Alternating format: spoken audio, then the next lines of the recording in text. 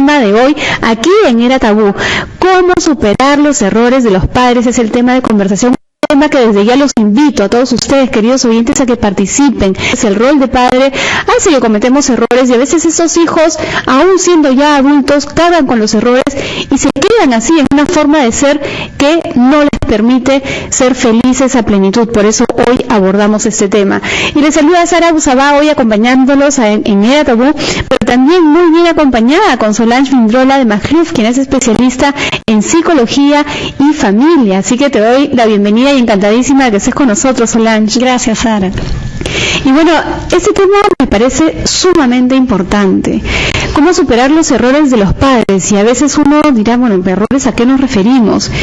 Y yo pienso que hay un abanico de posibilidades en realidad, porque hay personas que son adultas y que, por ejemplo, son sumamente temorosas y dicen, bueno, pues a mí me criaron así, con temor a todo, ¿no?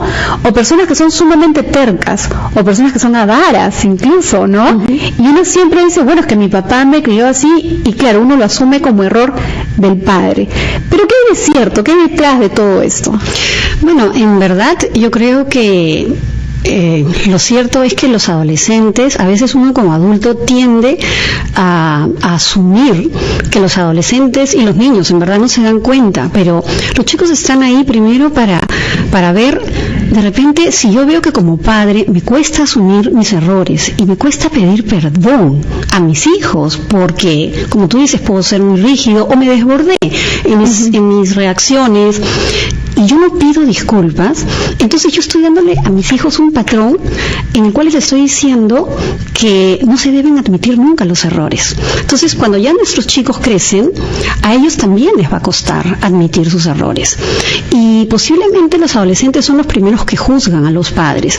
Pero es paradójico, pero yo trabajo con muchos adolescentes y yo veo que ellos pasan por un periodo en el cual ellos están como más claros de yo no quiero repetir lo que hizo mi papá, lo que hizo mi mamá, el matrimonio que tuvieron.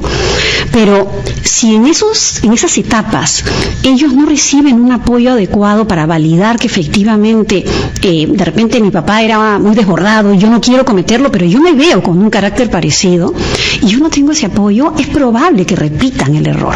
Entonces hay un lado sano del adolescente que tiene que ser rescatado. ¿Por quién? No necesariamente por el psicólogo, puede ser el papá o la mamá, entre comillas, más sanos, un mejor amigo, un cura, en fin, un maestro. O sea, el rescate está constantemente ahí, ¿no? No sé, es lo que yo veo constantemente. Y has dicho tantas cosas que me he quedado ahí escuchándote todo el rato muy atenta, porque sí es cierto, hay una parte que se me ha quedado ahí prendida, y es después los hijos juzgan a los padres. Y luego viene este padre que ya es adulto mayor y este hijo que finalmente no quiere saber nada con el papá porque dice, bueno, tú qué cosa fue lo que me diste, ¿no? En tanto afecto, en tanto a crianza, tú me hiciste así, y entonces ahora yo no tengo que darte nada a ti, ¿no? Exacto, o sea, cuando estamos, digamos, como padres más jóvenes, nos sentimos como que la vejez no llega, pero muchas veces yo te digo, Sara, cuando yo veo a veces en televisión, y con todo el respeto al mundo, pero que por el Día de la Madre y el Padre hay viejitos que están abandonados en los hospicios y comentan que sus hijos no los visitan, y yo siempre digo, los hijos vienen a este mundo cableados para querer a sus padres. ¿Qué han hecho sus padres en las etapas formativas para que sus hijos no quieran verlos? Pero todo es culpa de los padres. ¿Podemos hablar o responsabilidad de los padres? No, yo no creo que todo sea culpa, pero sí responsabilidad. Uh-huh. Creo que nosotros somos los agentes formadores. Cuando tú, por ejemplo, ves un padre adicto, un padre alcohólico, entonces tú dices, ese señor, esa señora, tiene una responsabilidad muy grande. Y los chicos sí lo ven, y los chicos están aprendiendo que cuando los problemas te agobien, Andy toma. Y probablemente esos modelos que suelen ser sumamente peligrosos, como temas de adicciones, de violencia, o de discriminación, o de machismo, por ejemplo, son en realidad errores que debemos reconocer, que los chicos van aprendiendo. Entonces, justamente, ¿qué paso seguir? ¿Cómo poder ayudar a la gente que nos escucha en ese momento a poder superar esos errores errores que por tantos años lo han tenido. Indistintamente si tú que nos estás escuchando en este momento eres una persona adulta o tal vez eres un adolescente o un joven y estás identificando que durante este crecimiento tuyo o esta formación han habido errores en tu formación porque tus padres tenían una forma determinada de ser o una forma particular de criarte y tú consideras que eso es un error que no quieres repetir, llámanos, aquí estamos con Solange, una excelente psicóloga que puede darte buena orientación. Estos son nuestros números y es una de las cosas con las cuales yo he mencionado, digamos, el inicio del programa. Los padres hacemos y damos lo mejor a nuestros hijos porque los amamos y dentro de todo este concepto de amor se dan muchos errores, pero ¿nos damos cuenta los padres? Creo que no. En la mayoría de casos, no te puedo decir que no los existan, pero te juro que hasta ahora yo no conozco un padre que vaya a consulta y me diga, yo lo hice a propósito. Yo sabía y me llegó. Es raro encontrar eso.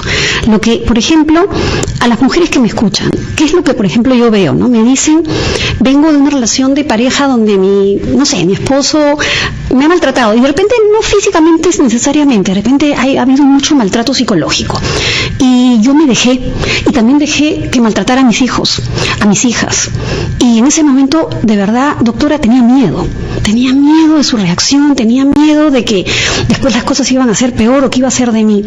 Luego llegan adultos estos chicos y ellos generan resentimiento contra esa madre o ese padre, pero hablo de la mujer ahorita. Claro. ¿Por qué?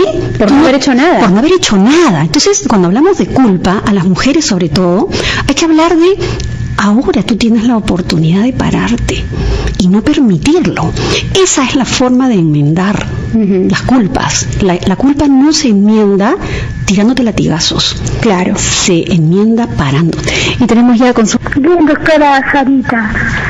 Es una alegría escucharla nuevamente. Gracias. Cuéntanos cómo estás. Sarita, mira, básicamente, quiero decirte algo, ¿no? Por ejemplo, a veces las mamás dicen no por tener una familia, por tener un hogar, soportar muchas cosas, ya, ok, hasta ahí estamos, ya.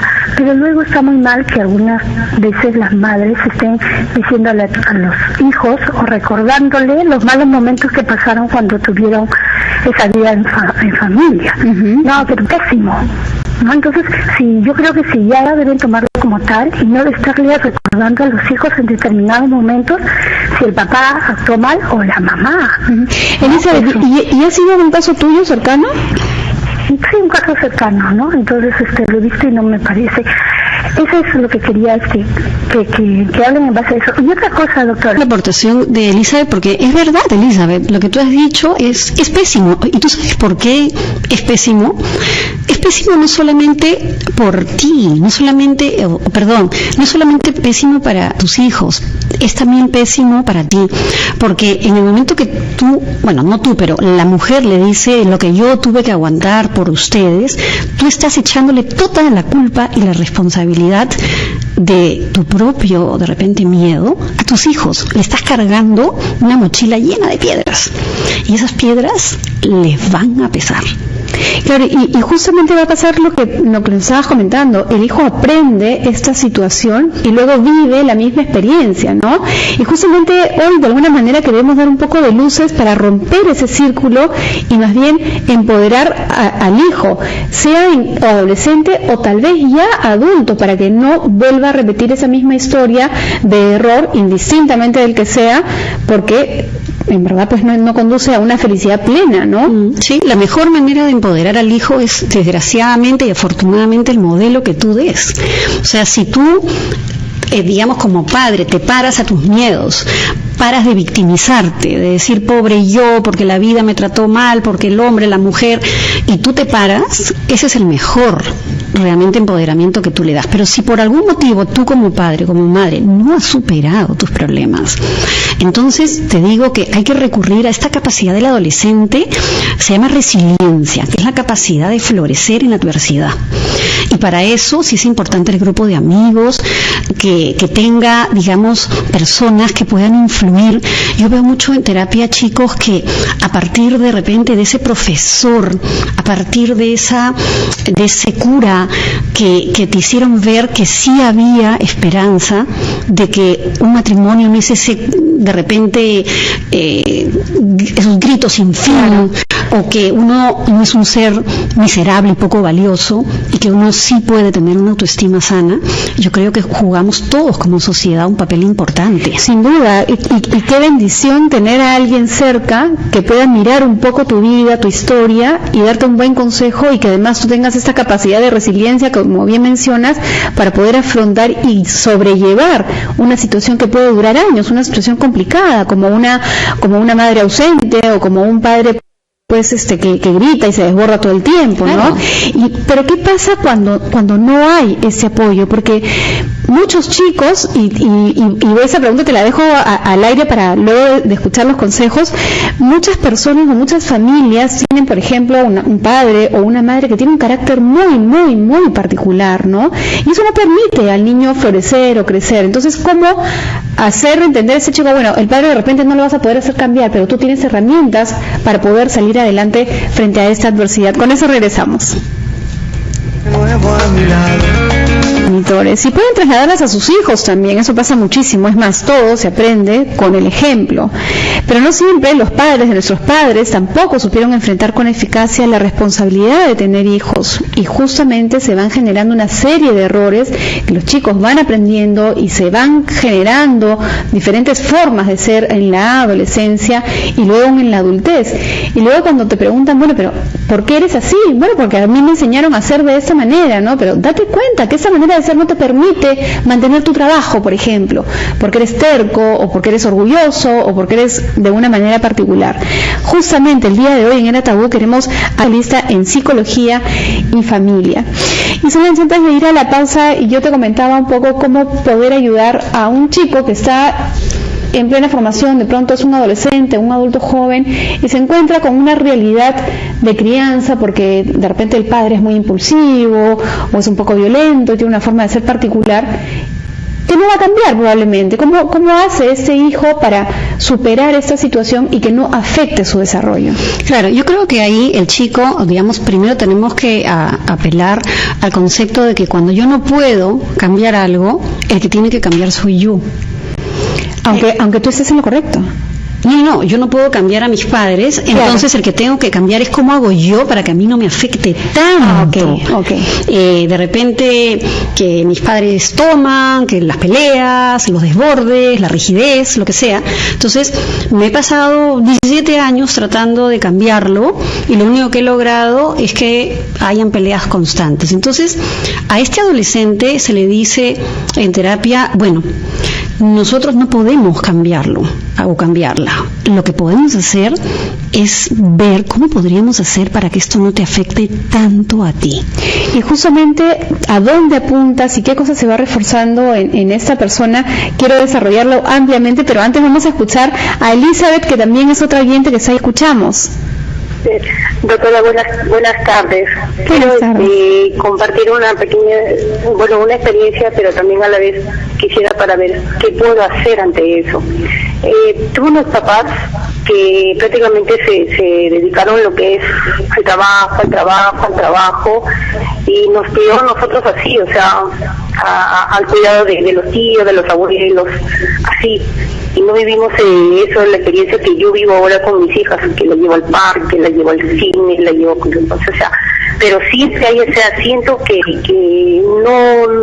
no brindo toda la felicidad al 100% con mis hijas, porque siempre siento, y dentro de mí siempre estoy echándole la culpa a mis papás, porque fueron así, porque fueron tan fríos, porque fueron tan materialistas, pensaban en trabajar y menos cariño. O sea, ¿cómo puedo hacer ante mis hijas? Porque a veces siento que ellas mismas me reclaman que soy muy fría. Una pregunta, ¿a ti te cuesta expresar entonces el afecto a tus hijas? Sí, doctora. Muchas veces, incluyendo a veces hasta a mi esposo, pero claro, yo trato, o sea, tratamos todo, ¿no? Tratamos ahí de juntarnos, o sea, hacer con mis hijas lo que no hicieron conmigo, ¿no? Pero tú me dices tú me dices que tú sales con ellas y tratas de hacer cosas. Sí. ¿Esa no es tu manera de dar afecto? Creo que cada padre y cada madre tiene que validar o reconocer que de repente no necesariamente tu forma de dar afecto es la forma como nos han enseñado en la televisión, que uno se da muchos besos. De repente es haciendo cosas con ellas, compartiendo. Lo importante en lo que tú me estás diciendo es que a partir de la experiencia que tú has tenido de tus padres siempre trabajando, tú no adoptes una actitud tipo de victimizarme, pobre yo, porque tuve esta crianza, o de culpar. Toda la culpa es de mis padres, entonces yo voy a tener una familia desastrosa, sino de asumir tu responsabilidad y decir, bueno, no me nace pues darles besos, no me nace en las etapas formativas donde se te debió enseñar a tocar y a besar, no recibiste, pero a validar qué es lo que yo como madre sí hago.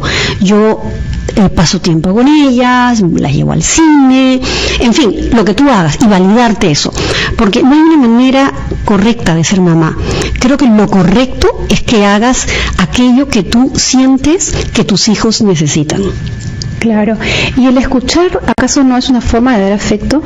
Por eso, hay muchas formas de dar afecto. Yo puedo agarrar a besos a mis hijos, pero de repente no les doy tiempo, o de repente los critico también. Entonces, dar afecto no está tipificado como las personas que... El dar afecto, los chicos se dan cuenta cuando uno está fingiendo. Ahora, mucho pasa lo siguiente. Ella, por ejemplo, comenta que ella sí va y juega con los hijos, no pasa tiempo, que es como tú dices, su forma de dar afecto. Sin embargo, los hijos también le dicen, ¿por qué tú eres fría, no? Y me pongo a pensar en que a veces, claro, ella dice también, bueno, mis papás era todo el tiempo trabajo y yo no quiero ser así con mis hijos, yo quiero darles tiempo para jugar, ¿no? Uh-huh. Pero de repente puede pasar que ella vuelca sus necesidades en sus hijos y no necesariamente solamente juego lo que los hijos están demandando en este momento. Claro, ahí no sé qué edad tienen las chicas, pero dependiendo de la edad, sí, digamos, yo aconsejaría una conversa, en el sentido de qué es lo que tú quisieras ver en mí para sentirte más contenta. Y de repente puede ocurrir que uno esté dando de repente exceso de cosas y lo que tus hijos están queriendo es un apapachamiento. Claro. ¿No? Pero eso se tiene que conversar con los chicos de acuerdo a la edad para ver qué es lo que está faltando. Puedo estar compensando lo que yo no tuve. De repente hay muchos padres que dicen, yo no tuve nada, entonces ahora los lleno de cosas. Y como los tengo que llenar de cosas y tengo que trabajar para dárselas, porque yo no tuve nada, yo asumo que mis hijos quieren lo que yo necesitaba. Entonces estoy supliendo mis carencias en mis hijos. Sí. Pero mis hijos de repente solo quieren ver una película conmigo. Qué importante todo eso, es de verdad bien interesante, y uno tiene que tener tal vez, o ser muy inteligente y hasta incluso sabio, diría yo, para poder darse cuenta y diferenciar, ¿no? Cuánto de lo que yo le doy a mi hijo es lo que yo necesito y cuánto en verdad es lo que yo estoy observando que es bueno para él o es lo que él necesita para crecer. Y retornando un poco a este aspecto de, tengo unos padres que tienen formas de ser complicadas, difíciles, y eso perturba mi crecimiento. ¿Qué cosa hay que trabajar en este hijo adolescente o incluso en este adulto para que ese círculo vicioso no se repita luego cuando éste tenga a su vez más hijos? Eso lo respondemos luego de escuchar el gran... Hola, doctora, ¿qué tal? Bien, y contentísima de que llames. Cuéntanos, ¿qué puedes compartir con nosotros? Quería compartir, tengo un caso con mi hija tiene ya 22 años, ya, y siempre he sido amigo, nunca he utilizado un agresivo, incluso ya de la 16 años que me perdió sin enamorado, hemos compartido como tomando una relación, pues no como amigos más, no como padre, ser autoritario, nada de esas cosas.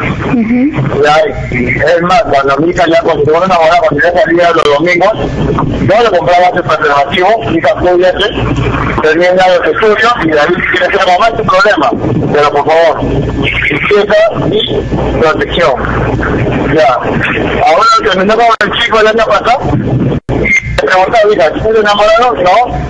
Hace 6 años que me sorprendió en enero, papá, me voy de la casa, hasta la fecha de hoy, es bien difícil comunicarse con ella, está viviendo con un chico, y la verdad no sé cómo actuar, si era la familia, si quiero que está pasando conmigo, porque ella no era así. Claro. Solange, no sé si quieres preguntarle algo a Henry. Sí, estaba Henry, y tu esposa, la pareja, la mamá de tu hija. Los dos estamos juntos.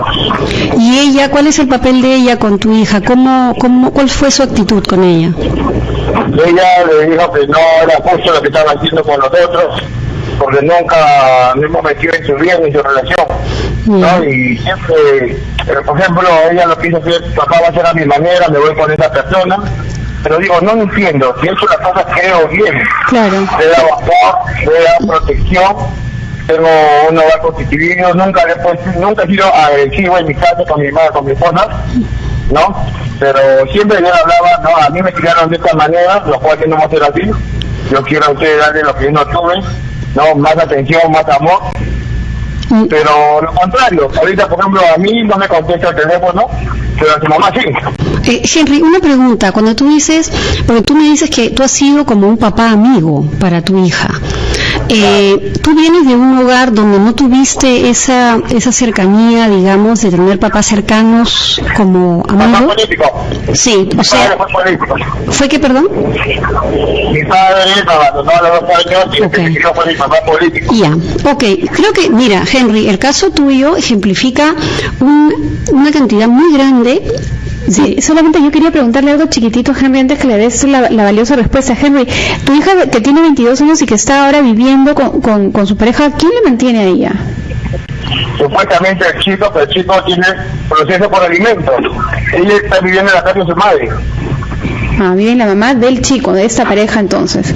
Bien, esa era mi inquietud, porque de alguna manera pensé que de repente aún fuera de casa ellos la siguen manteniendo, ¿no? Y sería otra situación también. No, lo que yo voy es que acá el tema de Henry, fíjate, yo veo muchísimo, digamos, casos en terapia, y creo que es bastante común, el hecho de que muchas veces nosotros como padres queremos resarcir o suplir en nuestros hijos aquello que no tuvimos. En este caso, cuando Henry habla de padres de él, críticos, ausentes, abandono, entonces ha habido una carencia muy grande. Entonces es como que llega tu princesa y tú quieres ser su amigo, quieres darle todo el afecto, cariño, evitar lo que, exacto, lo que tú no tuviste. Entonces, ¿qué puede ocurrir con nuestras princesas? Eso, que se empiezan a sentir que son princesas y que ellas tienen derecho a hacer las cosas como les nazcan, como quieran, sin medir consecuencias. Entonces, yo creo que el caso de Henry ejemplifica muchas veces el que nosotros como padres tenemos que parar y decir, ¿qué estoy haciendo? ¿Estoy resarciendo lo que yo no tuve? ¿Estoy siendo amigo de mis hijos? Y ojo, uno puede ser amigo en el sentido de que el chico se sienta que te puede hablar sin que tú le grites o lo castigues, pero nunca se olviden que son padres y los padres tienen que criar y educar con límites. Exactamente. ¿Y qué cosa es educar? Educar es, la palabra viene de educare, que es sacar al exterior las habilidades necesarias para la vida. Entonces, cuando yo a mi hija le digo, perfecto, tú tienes un límite, y tienes un límite en cuanto a cuáles son, de repente, cuando son más pequeños, horas para dormir. Pero es que yo me quiero quedar viendo televisión. No, es hora de dormir. Pero quiero jugar Pokémon. No, es hora de tareas.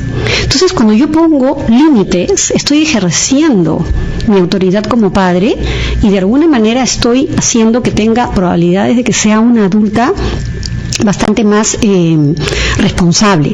Ojo, en el caso de Henry, yo creo que ahorita concretamente, si este fuera un caso parecido donde ella se siente que tú has sido tan amigo de ella, que ella está haciendo su vida y probablemente piense que tú puedes regresar a tu casa y como que la cosa no pasó, ahí sí, Sara, creo que sí debes ejercer tu autoridad en cuanto a regresar a la casa, si es que ella, digamos, tiene que ser bajo otra condición. Y vamos a hablar justamente de eso para un padre debe ser muy difícil quedarse hasta ahí nomás. Bueno, tal vez hubo alguna falla en ese proceso de crianza, a pesar de que yo le di todo a mi hija, ¿cómo hago para que regrese? O sea, él debe estar queriendo mucho que su hija regrese, ¿no? Entonces, ¿cómo hacer que ese regrese? ¿Es conveniente que él haga cosas para que esta hija regrese, o hay que esperar justamente a que ella se dé cuenta de su error y luego entre con nuevos límites? ¿Qué te parece si lo comentamos luego de escuchar La Hora Satelital? Amor o sin amor, con felicidad o sin felicidad, esto puede convertirse en un círculo vicioso, y justamente, y porque el hijo, cuando crezca y a la vez tenga sus hijos, probablemente haya una secuencia de lo que tú también has vivido. Por eso, ¿cómo superar los errores de los padres? Es el tema de conversación el día de hoy, gracias a Solange Vindrola de Magluf, quien es especialista en psicología y familia. Y Solange, Henry, un oyente que nos ha llamado y nos ha contado su caso, que yo creo que se presta a muchas situaciones, ¿no? Un padre que cuando fue chico ha tenido ciertas carencias de pronto afectivas, y él más bien con su hija ha sido totalmente amoroso y ha tratado de cubrir absolutamente todas las necesidades de afecto, de comunicación, en todos los aspectos, ¿no? Sin embargo, ahora que tiene 22 años, chao, me voy a de la casa con el enamorado y no quiero saber nada con ustedes. Claro, y yo creo ahí, Henry, que lo más, digamos, sabio de parte tuya sería esperar a que tu hija, de alguna manera, en algún momento las cosas no van a salir tal cual ella las espera. Y en ese momento, ten la seguridad que va a recurrir a ustedes. Y ese va a ser tu momento, no para hacer leña del árbol caído, ni para hacer escarnio de esto, sino para reeducar en la medida de lo posible. ¿Cómo? De repente, sí, tener un ambiente de calidez en la casa, pero con límites. Una chica de 22 años ya tiene que o estudiar o trabajar, tiene que hacerse cargo de la limpieza, del cuidado de su persona, respetar los horarios de la casa. Entonces, yo creo que siempre como padres tenemos la oportunidad. Es bien importante lo que comentas, aunque a veces nos duela, ¿no? En este caso, esta forma de haber tratado de suplir todo de Henry hacia su hija, ¿es un error? Quiero que me lo respondas luego, porque vamos a hacer un paréntesis. Ahora Mercedes está en la línea. Gracias por haber vuelto a llamar, Mercedes. Ella nos está llamando desde Trujillo y tiene 59 años. Mercedes. Hola, doctora, buenas tardes. Buenas tardes. Yo sé que su consejo va a ser de mucha ayuda para mí. Mire, el asunto es que yo tengo una hija que ahora tiene 27 años. Ella es profesional. Cuando ella fue niña, yo no la cuidé. Ni una persona de mi familia intentó abusar de ella. Entonces, ha crecido, y en realidad yo siento que por momentos siento que incluso ella tiene odio hacia mí, ¿no? Pero yo creo que esto tiene que tener un fin, una forma. Yo reconozco, luego toda su vida la he apoyado, ¿no? Porque ya no lo sé, sin que ella me dice no vales nada, no vales nada. Entonces eso es doloroso para mí, pero yo creo que también para ella es muy doloroso, ¿no? Muy, muy doloroso. Y yo quisiera escuchar a la doctora Solange, ¿cuál es la forma en que yo puedo cambiar esta situación, o qué puedo hacer para yo le he pedido perdón muchas veces, no, pero ya el tiempo ha pasado. Yo quisiera que ella cambie su manera de ver lo sucedido, o no sé, quisiera su ayuda en eso, doctora. Mira, Mercedes, una pregunta. Cuando tú dices no cuidé a mi hija, ¿a qué te refieres? Mira, doctora, yo estaba pasando por un proceso de depresión inmenso, por lo cual incluso me hospitalizaron en un hospital psiquiátrico. Durante esa época, una persona de mi familia hizo tocamientos indebidos, ¿no?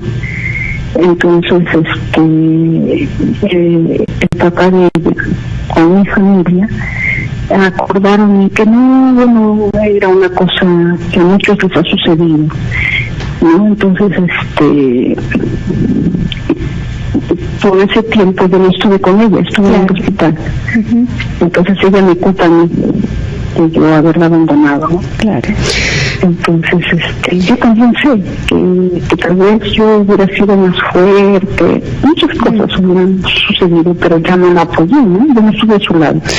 Entonces ahora ella, cualquier cosa de su vida que le vaya mal, yo tengo la culpa. Bien, Mercedes. Yo creo que ha quedado bien claro, bien claro el panorama, y yo estoy segura que lo que te diga Solange va a ser de gran utilidad, porque probablemente además otras personas hayan pasado por lo mismo que tú, Mercedes, así que escucha con atención. Bueno, en realidad, Mercedes, acá hay una parte dirigida más bien a tu hijita. ¿Cómo se llama ella? Ale. ¿Perdón? Ella se llama Ale. Alejandro. Ya, Ale. O sea, acá hay una parte que va para Ale, que es que ustedes ya han hablado del tema, tú le has pedido perdón, pero acá hay una herida bien grande en Ale. Los chicos que son tocados, ya sean por tocamientos o por, digamos, por conductas propiamente sexuales, no importa en realidad, sí tienen un estrés que se le llama postraumático, es decir, es como una cicatriz que nunca se va. Entonces, en el momento en que tú, Ale, has tenido este problema, tal vez la familia, como me dice tu mami, lo ha como minimizado, pero tratando de que pase. Claro. O sea, como que lo queremos poner debajo de la alfombra.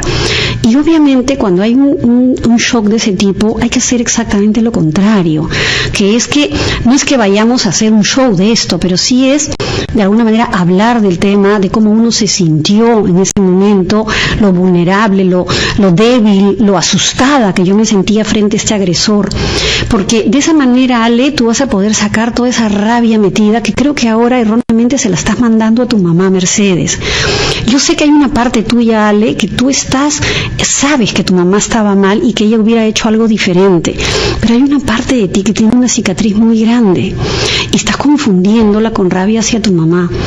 Creo que ahí lo primero es creo que sí necesitaría un apoyo psicológico para volver a ese pasado y conjuntamente con la familia enfrentar al agresor. Y enfrentar al agresor no significa pegarle al agresor, significa volver a la fuente de esa persona y decir todo lo que uno sintió en esos momentos. ¿Sabes para qué, Ale?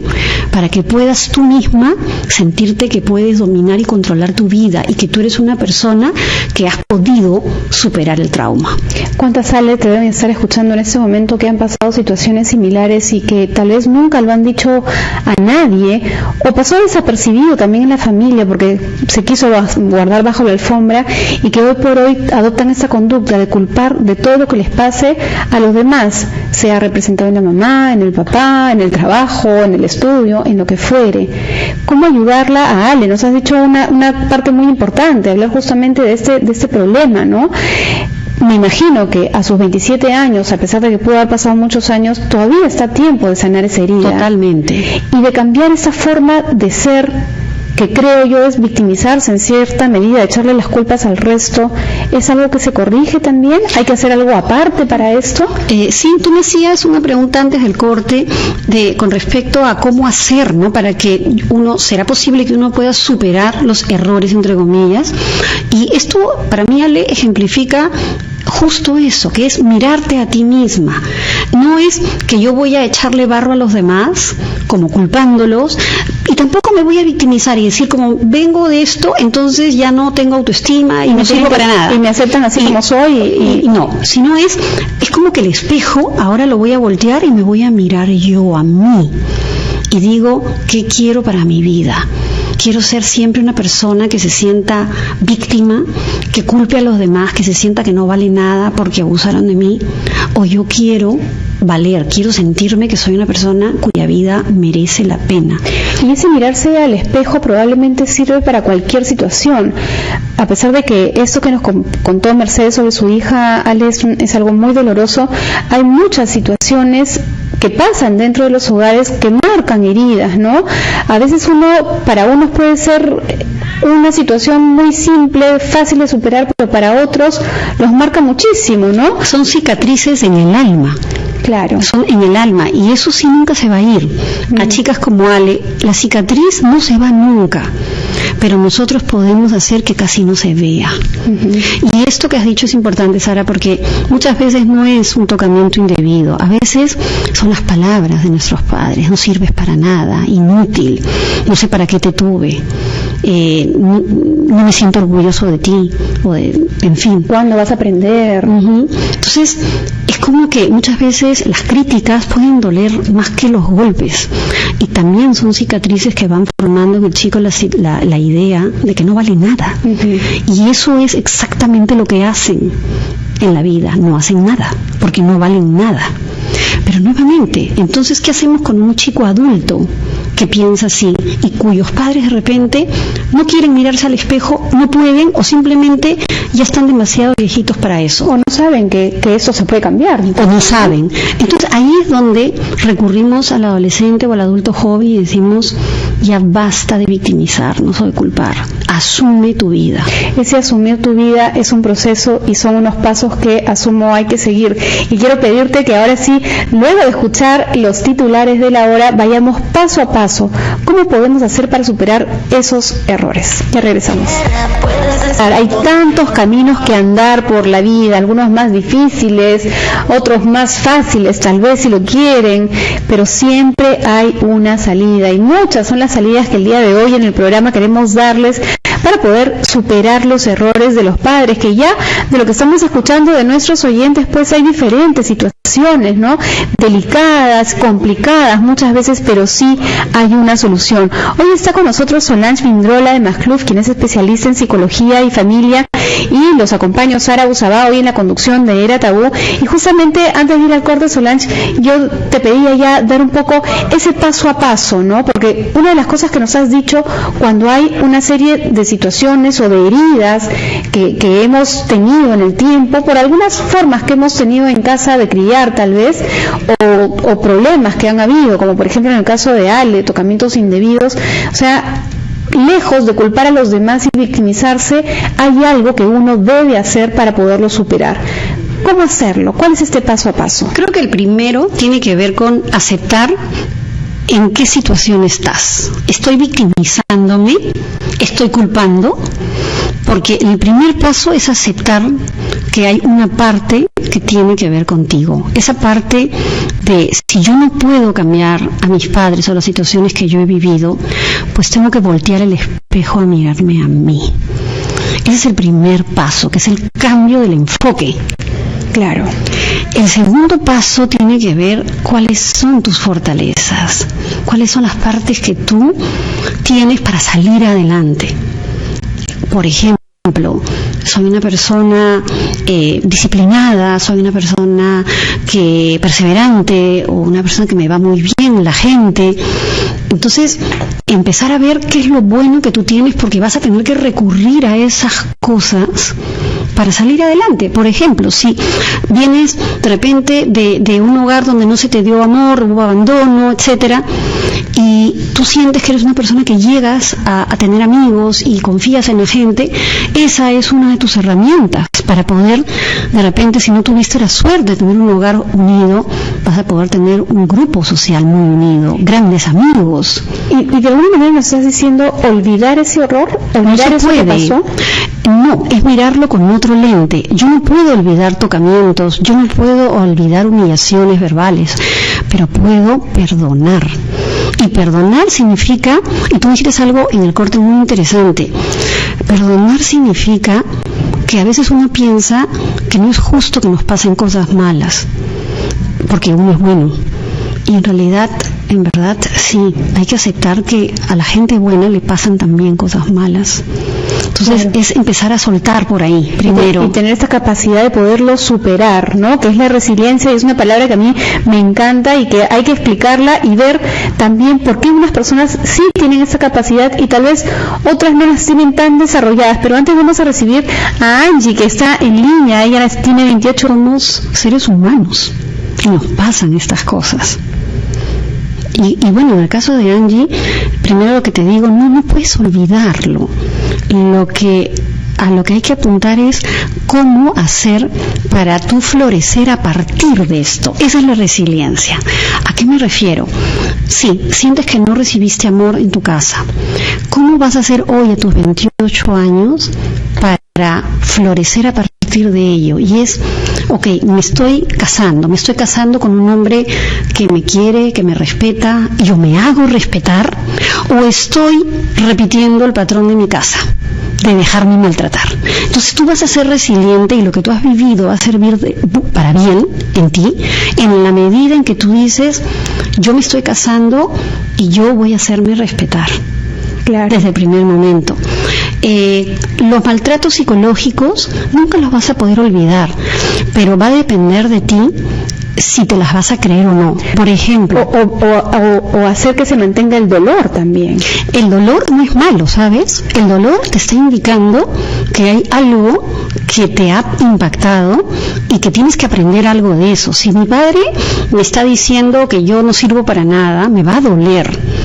Hasta ahí el dolor podría servirte para que te victimices y decir pobre yo, porque mi papá me decía eso, o puede servir para que florezcas y tú digas, a partir de este dolor que yo siento, yo voy a demostrar que yo soy una persona que sí sabe hacer las cosas bien y que valgo la pena.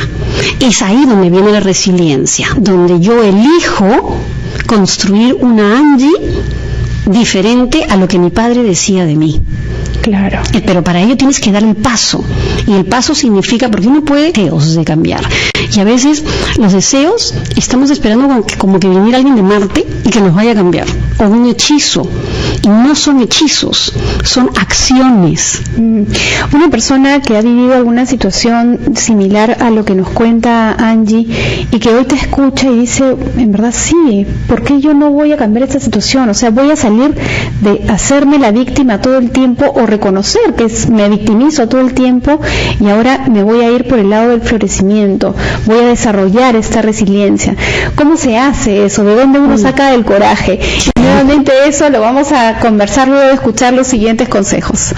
Especialista en psicología y familia, podemos dar mucha luz, mucha orientación a tanta gente. El tema de conversación, queridos oyentes, es cómo superar los errores de los padres. Se ha quedado una pregunta pendiente que ahora la vamos a abordar, pero antes yo quisiera darle prioridad a Horizon, que nos está escribiendo al Facebook. Él dice, hola, tengo 19 años, ¿cómo hago para superar la presión y control de mi madre sobre mí? Ella tiene 50 y segundo, o sea, la segunda pregunta, mi papá de 40 años que no le importa saber cómo estoy en mi día a día, ya que para él saludar es sinónimo de que todo está bien y jamás conversamos hasta que llegamos a discutir. Vaya situación de hoy. Sí, hay dos preguntas, ¿no? Dos preguntas. Primero, ¿cómo superar la presión de control de su mamá sobre él? ¿No? Lo presiona y lo controla. Ella tiene 50 años. Y la segunda es el papá de 40 años, del cual no conversan y para él es, y es lo que dice, ¿no? Si en la medida que yo saludo a mi papá, para él todo está bien, ¿no? Nunca conversamos, solamente discutimos.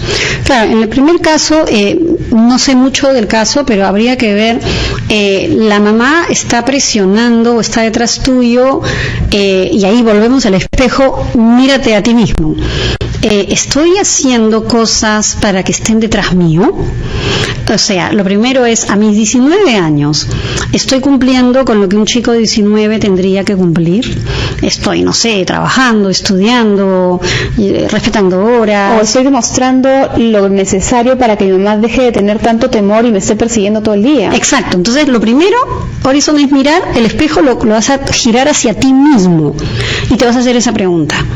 Si alguna de estas preguntas, la respuesta es sí, no estoy estudiando, me están jalando, etcétera, entonces no puedes esperar que tu mamá no esté detrás tuyo. Claro. Entonces, ahora, si tú, por el contrario, eres un chico que estás cumpliendo con las cosas que corresponden a tu edad, estudiar, que no te estén jalando, no te digo que seas el primero, pero que sea respetuoso, que etcétera, respete. Entonces, ahí sí, yo creo que llega un momento en el cual no se trata de enfrentar a tu mamá, se trata de hablar y decirle cuáles son tus necesidades a los 19 años. Si tú, por ejemplo, si tú eres un chico, como te digo, respetuoso de los horarios, estudioso, y tu mamá igual está detrás tuyo, tú tienes que decir qué es lo que tú necesitas para poder estar bien en tu casa. Yo necesito, mamá, que si yo cumplo con mis horarios, tú no estés todo el tiempo llamándome en el teléfono, whatsappeándome o lo que sea, diciéndome que ya regrese o que no cumplo, porque eso a mí me hace sentir que no me dan ganas de portarme bien contigo. Entonces, ahí habría que hablar con tu mamá, o sea, sí decir, mamá, necesito que me des una libertad porque me la he ganado. Claro. Pero, ¿te la has ganado? Eso es lo primero. Segundo, con el papá, en lo que él plantea, muchos papás tienen la idea un poco a veces errada de que cumplir como papá es proveer solamente, y la conversación es de mujeres, y eso de que sientes, y eso es de mujeres, de débiles. Entonces muchos padres no hablan con sus hijos. Entonces al papá yo le diría, no, el hombre ideal es el hombre que siente como mujer. ¿Sí o no? No lo sé. El hombre que puede expresar, entiende a la mujer, entiende a la mujer. Entonces sí se necesita que tú des el modelo a tu hijo de que hablar de lo que sientes, hablar cómo te fue, hijo, de tu día, es ser hombre. Pero Horizon, que tiene 19 años, ¿cómo entabla esa conversación con su papá, siendo él una persona que, como él nos dice, para él saludar quiere decir que todo está bien? Para el padre, saludar. Para el padre. Justamente Horizon tiene que hablar con el papá y decirle... O sea, ¿cuál es el mensaje que le va a decir al papá? Papá, eso no es suficiente para mí. No me hace sentir querido e importante. El que solo digas hola me hace sentir a mí que no te interesa mi día. Es sacar nuevamente el elefante que está en medio de la sala de la gente, donde todos estamos tratando de ignorar que este elefante existe. Es expresarlo, Horizon. Y finalmente, ¿qué tienes que perder? Si te dice que no está de acuerdo y qué cosa estás hablando o lo que sea, ¿qué tienes que perder? Vas a seguir como tú estás. Y obviamente luego ir a la resiliencia, que son los puntos de qué hago cuando mis padres no van a cambiar. Porque nos habíamos quedado justamente en esa parte, ¿no? Frente a una situación, optamos por ser víctimas o culpar a todo el mundo, o por florecer a través de la resiliencia. ¿Cómo logramos eso? El primer paso, como te dije, es ver en qué situación te encuentras, si eres victimario o si estás culpando, y girar el espejo. Luego viene la flexibilidad. Me estoy aferrando a que como yo soy la víctima no puedo hacer nada diferente. Ese es el paso 2. Tercero, ver mis fortalezas. ¿Qué cosas me pueden ayudar a salir adelante? En el caso de Horizon, si de repente papá no entendió nada, mamá tampoco, tú vas a hacer tu vida. Entonces, ¿cuáles son tus fortalezas? De repente me conviene estudiar para poder salir de casa pronto y poder trabajar e independizarme. Esa es una fortaleza. Claro. Y si no la tienes, tienes que generarte disciplina para que tú puedas salir adelante. Cuarto, perdonarte cuando te equivoques. El camino del crecimiento es un camino lleno de errores. Y si las personas quieren aprender a ser la mejor versión de sí mismas, tienen que perdonarse en el camino de, me equivoqué, ¿cómo lo puedo hacer de una manera diferente? ¿Qué puedo aprender de esto? Entonces te vuelves resiliente. Todos somos resilientes potenciales. Todos tenemos esa capacidad. Todos. ¿Sabes qué es lo que pasa? Que la gente no sabe, porque es como que de alguna manera rápidamente nosotros no nos perdonamos en los errores y nos criticamos, o nos critican nuestros padres, o ambos, nos criticamos y nos critican. Entonces comprendemos de que no servimos para nada, de frente. Pero no, la resiliencia viene con esa capacidad de perdonarte en el proceso de aprendizaje y de vida. Y ojo, que la resiliencia no es solo para los niños y los adolescentes, es para hasta el día que te mueres. Entonces, el perdonarte en tus errores, apapacharte y darte cariñito en el alma y hablarte como le hablarías a un amigo, dale, hazlo de esta otra manera. O sea, automotivarse. Exacto, uno a sí mismo. Entonces uno puede lograr esta resiliencia, o sea, no hay excusa de decir, no, yo no puedo. Todo el mundo puede. Todo el mundo puede, pero tenemos que saber que tenemos esa capacidad. Pero tenemos que salir del papel de víctima o de victimario. Y finalmente, una persona resiliente se pone metas. Entonces, que esta conversa que hemos tenido hoy día sirva para que los que nos escuchan se pongan metas. Ok, me he dado cuenta que soy víctima. Ok, ponte meta, siéntate frente a una hoja de papel y ponte, ¿qué es lo que yo decido que debo cambiar en mi vida? ¿En qué estoy fallando? Como esposa, como hija, como madre, como trabajadora, ¿en qué estoy fallando? ¿Culpo a los demás de todo? ¿Me culpo a mí de todo y me deprimo todo el tiempo? ¿Cuál puede ser mi primer paso? Las cosas cambian con un paso. Claro. El primero. Qué importante todo lo que hemos conversado el día de hoy, Solange. Yo quiero agradecer muchísimo tu participación el día de hoy y quería pedirte además una recomendación final para todos nuestros oyentes, a propósito de que en realidad todos cometemos errores, aunque no nos demos cuenta, aunque en el camino estamos dando todo lo que queremos para nuestros hijos, pues es evidente que vamos a cometer errores. Un consejo. Yo creo que esto último que he dicho, que las cosas, mira, uno puede pasarse horas, años en psicólogos, y fíjense que no quiero hablar mal de mí, pero en el sentido, todos necesitamos siempre guías, pero si nosotros no damos ese primer paso, claro, nadie nos puede ayudar. No hay psicólogo, no hay psiquiatra, no hay nada que te sostenga mientras uno mismo no decida y dé ese primer paso que mencionas. Y yo creo que ahí mi reflexión es, si Dios te dio la vida, entonces tienes que tú hacer algo para que esa vida sea valiosa. Qué lindo mensaje, Solange. Muchísimas gracias. Gracias por habernos nutrido de tanta información importante.